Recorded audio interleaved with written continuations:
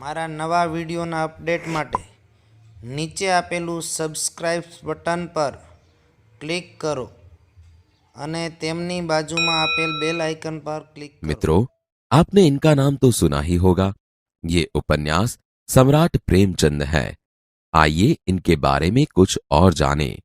नाम धनपत राय, उपनाम प्रेमचंद, जन्मस्थल लमही, वाराणसी, उत्तर प्रदेश, जन्मतिथि सन 1880, निधन सन 1936।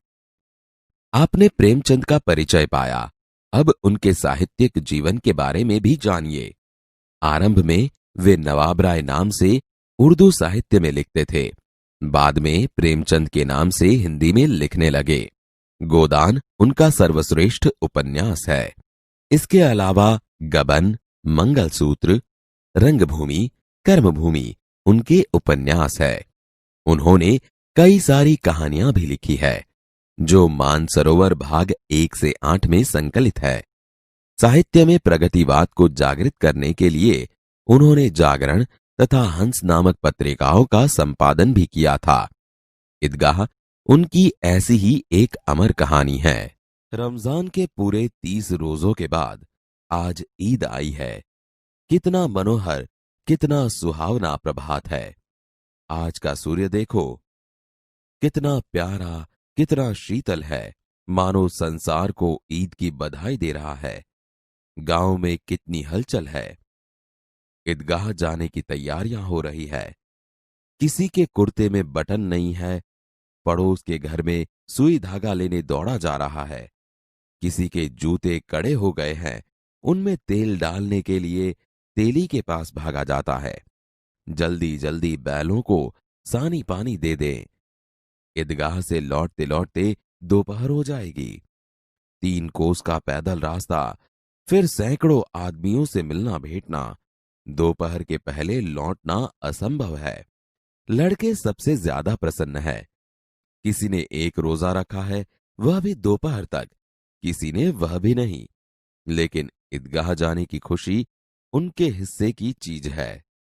रोजे बड़े बूढ़ों के लिए होंगे, इनके लिए तो ईद है। रोज ईद का नाम रटते थे, आज वह आ गई। अब जल्दी पड़ी है कि लोग ईदगाह क्यों नहीं चलते। उनकी अपनी जेबों में तो कुबेर का धन भरा हुआ है। बार बार जेब में से अपना खजाना निकाल कर गिनते हैं और खुश होकर फिर रख देते हैं। महमूद गिनता है 1, 2, 10, 12।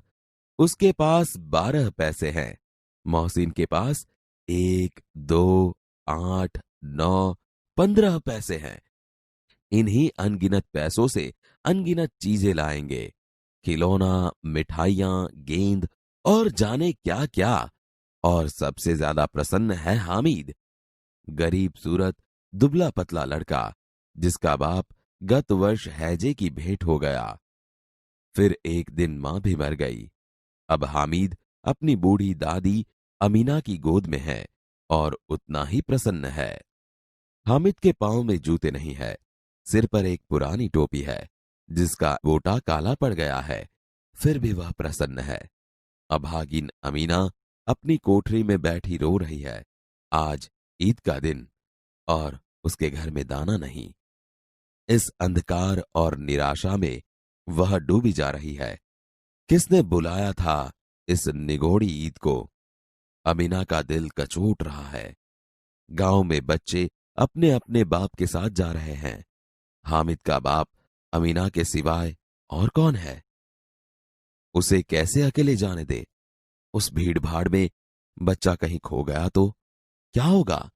नहीं, अमीना उसे यूं न जाने देगी। नन्ही सी जान 3 कोस चलेगा कैसे?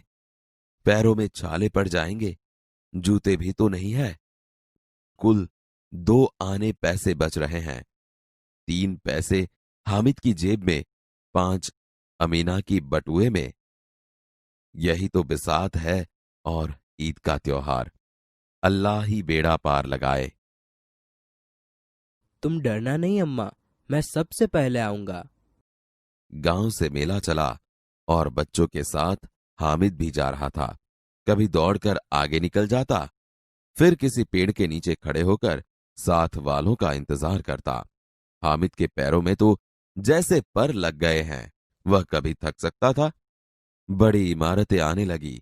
यह अदालत है, यह कॉलेज है, यह कलाघर है। आगे चले। हलवाइयों की दुकानें शुरू हुई। आज खूब सजी हुई थी। इतनी मिठाइयां कौन खाता है? देखो ना, एक एक दुकान पर मनो होंगी। सहसा ईदगाह नजर आई। इमली के घने वृक्षों की छाया है। नीचे पक्का फर्श है, उस पर जाजिम बिछी हुई है। रोजेदारों की पंक्तियां एक के पीछे एक न जाने कहां तक चली गई हैं। यहां कोई धन और पद नहीं देखता। इन ग्रामीणों ने भी वजू किया और पिछली पंक्ति में खड़े हो गए। कितना सुंदर संचालन है, कितनी सुंदर व्यवस्था। हजारों सिर एक साथ सिजदे में झुके जाते हैं, फिर सब एक साथ खड़े हो जाते हैं, मानो भ्रातृत्व का एक सूत्र समस्त आत्माओं को एक कड़ी में पिरोए हुए हैं। नमाज खत्म हो गई। लोग आपस में गले मिल रहे हैं। अब मिठाइयां और खिलौनों की दुकानों पर धावा होता है। ग्रामीणों का यह दल इस विषय में बालकों से कम उत्साही नहीं है। यह देखो, हिंडोला है, 1 पैसा देकर चढ़ जाओ। कभी आसमान पर जाते हुए मालूम होता है, कभी जमीन पर गिरते हुए। यह चरखी है। लकड़ी के हाथी, घोड़े और ऊंट छड़ों से लटके हुए हैं। 1 पैसा देकर बैठ जाओ और 25 चक्करों का मजा लो। महमूद, मोहसिन, नूरे और सम्मी इन घोड़ों पर बैठते हैं। हामिद दूर खड़ा है। 3 पैसे तो उसके पास हैं। अपने कोष का 1/3 जरा सा चक्कर खाने के लिए नहीं दे सकता। सब चरखियों से उतरते हैं। खिलौने लेंगे। इधर दुकानों की कतार लगी हुई है। तरह तरह के खिलौने हैं। सिपाही और गुजरिया, राजा और वकील, बिश्ती और धोबिन। वाह, लगता है अब बोलना ही चाहते हैं। महमूद सिपाही लेता है, खाकी वर्दी और लाल पगड़ी वाला, कंधे पर बंदूक रखे हुए। मालूम होता है अभी कवायद किए चला आ रहा है। मोहसिन को भिश्ती पसंद आया। कमर झुकी हुई, ऊपर मशक रखे हुए हैं। मशक का मुंह एक हाथ से पकड़े हुए है। कितना प्रसन्न है, शायद कोई गीत गा रहा है। बस मशक से पानी उड़ेलना ही चाहता है। नूरे को वकील से प्रेम है। काला चौगा, नीचे सफेद अचकन, अचकन के सामने की जेब में घड़ी, सुनहरी जंजीर, एक हाथ में कानून का पोथा लिए हुए। मालूम होता है अभी किसी अदालत से जिरह या बहस के लिए चले आ रहे हैं। ये सब 2-2 पैसों के खिलौने हैं। हामिद के पास कुल 3 पैसे हैं। इतने महंगे खिलौने कैसे ले? खिलौना कहीं हाथ से छूट पड़े तो चूर चूर हो जाए, जरा पानी पड़े तो सारा रंग धुल जाए। ऐसे खिलौने किस काम के? उन्हें लेकर वह क्या करेगा? खिलौनों के बाद मिठाइयां आती है। किसी ने रेवड़ियां ली है, किसी ने गुलाब जामुन, किसी ने सोहन हलवा। मजे से खा रहे हैं। हामिद बिरादरी से पृथक है। अभागे के पास 3 पैसे हैं। क्यों नहीं कुछ लेकर खाता? ललचाई आंखों से सब मिठाइयों के बाद कुछ दुकानें लोहे की चीजों की हैं, कुछ गिलट और कुछ नकली गहनों की। लड़कों के लिए यहां कोई आकर्षण नहीं है। वे सब आगे बढ़ जाते हैं। हामिद लोहे की दुकान पर रुक जाता है। कई चिमटे रखे हुए हैं। दादी के पास चिमटा नहीं है। तवे से रोटियां उतारती है तो हाथ जल जाते हैं। अगर वह चिमटा ले जाकर दादी को दे तो कितनी प्रसन्न होगी। फिर उनकी उंगलियां कभी न जलेगी। घर में एक काम की चीज हो जाएगी। खिलौने से क्या फायदा? व्यर्थ में पैसे खराब होते हैं। जरा देर ही तो खुशी होती है, फिर तो खिलौनों की और कोई आंख उठाकर नहीं देखता, या फिर घर पहुंचते पहुंचते टूट फूट कर बर्बाद हो जाएंगे। चिमटा कितने काम की चीज है। रोटियां तवे से उतार लो, चूल्हे में सेक लो। कोई आग मांगने आए तो चटपट चूल्हे से आग निकाल कर उसे दे दो। अम्मा बेचारी को कहाँ फुर्सत है कि बाजार जाए, और इतने पैसे ही कहाँ मिलते हैं। रोज हाथ जला लेती है। हामिद के साथी आगे बढ़ गए हैं। सबील पर सब शरबत पी रहे हैं। देखो सब कितने लालची है। इतनी मिठाइयाँ ली, मुझे किसी ने एक भी न दी। उस पर कहते हैं मेरे साथ चलो, मेरा यह काम करो, मेरा वह काम करो। अब अगर किसी ने कोई काम करने को कहा तो पूछूंगा, खाए मिठाइयाँ, आपका मुंह सड़ेगा, फोड़े फुसियाँ निकलेगी, आप ही जबान चटोरी हो जाएगी। तब घर से पैसा चुराएंगे और मार खाएंगे। अम्मा चिमटा देखकर मेरे हाथ से लेगी और कहेंगी, मेरा बच्चा अम्मा के लिए चिमटा लाया है, कितना अच्छा लड़का है। इन लोगों के खिलौने पर कौन इन्हें दुआएं देगा। बड़ों की दुआएं सीधे अल्लाह के दरबार में पहुंचती है और तुरंत सुनी जाती है। मेरे पास पैसे नहीं है तो क्या, मैं गरीब सही, किसी से कुछ मांगने तो नहीं जाता। यह चिमटा कितने का है? 6 पैसे लगेंगे। हामिद का दिल बैठ गया। ठीक ठीक बताओ। ठीक ठीक 5 पैसे लगेंगे। लेना है तो लो, नहीं तो चलते बनो। 3 पैसे लोगे? हामिद आगे बढ़ गया ताकि दुकानदार की घुड़कियां न सुने, लेकिन दुकानदार ने घुड़कियां नहीं दी, बुलाकर चिमटा दे दिया। हामिद ने उसे इस तरह कंधे पर रखा मानो बंदूक है। फिर शान से अकड़ता हुआ संगियों के पास गया। यह चिमटा क्यों लाया बुद्धू? इसका क्या करेगा? जरा अपना बिस्ती तो जमीन पर गिराओ, सारी पसलियां चूर चूर हो जाए बच्चों की। तो यह चिमटा कोई खिलौना है? खिलौना क्यों नहीं है? अभी कंधे पर रखा बंदूक हो गई, हाथ में ले लिया फकीरों का चिमटा हो गया। चाहूं तो इससे मंजीरे का काम ले सकता हूं। एक चिमटा जमा दूं तो तुम लोगों के सारे खिलौनों की जान निकल जाए। तुम्हारे खिलौने कितना ही जोर लगाए, मेरे चिमटे का बाल भी बांका नहीं कर सकते। बहादुर शेर है मेरा चिमटा। मेरी खंजरी से बदलोगे? 2 आने की है। मेरा चिमटा चाहे तो तुम्हारी खंजरी का पेट फाड़ डाले। बस एक चमड़े की झिल्ली लगा दे, डब डब बोलने लगी, जरा सा पानी लग जाए तो खत्म हो जाए। मेरा बहादुर चिमटा आग में, पानी में, आंधी में, तूफान में बराबर डटा रहेगा। चिमटे ने सभी को मोहित कर लिया, लेकिन अब पैसे किसके पास धरे हैं। फिर मेले से बहुत दूर निकल आए हैं। धूप तेज हो रही है, घर पहुंचने की जल्दी है। बड़ों से जिद करे तो भी चिमटा नहीं मिल सकता।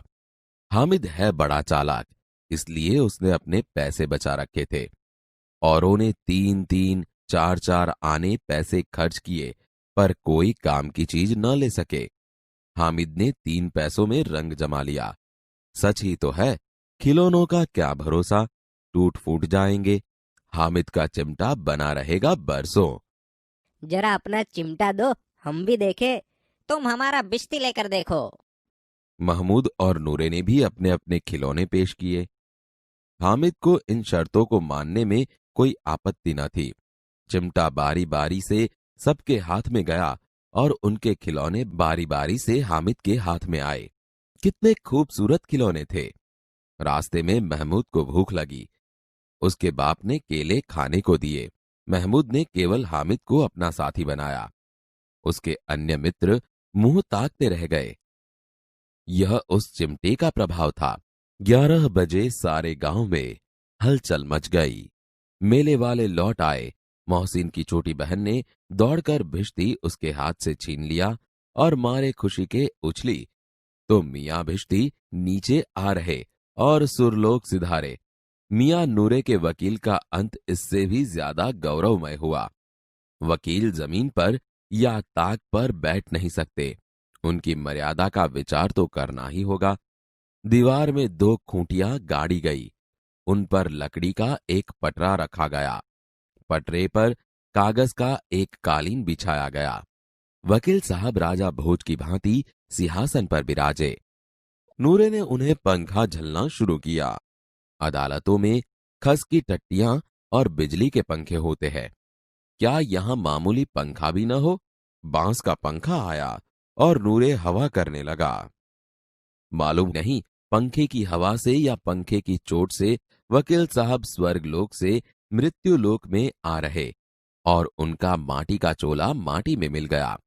फिर बड़े जोर शोर से मातम हुआ और वकील साहब की अस्थियां धूरे पर डाल दी गई। अब मियां हामिद का हाल सुनिए। अमीना उसकी आवाज सुनते ही दौड़ी और उसको गोद में उठाकर प्यार करने लगी। सहसा उसके हाथ में चिमटा देखकर वह चौंकी।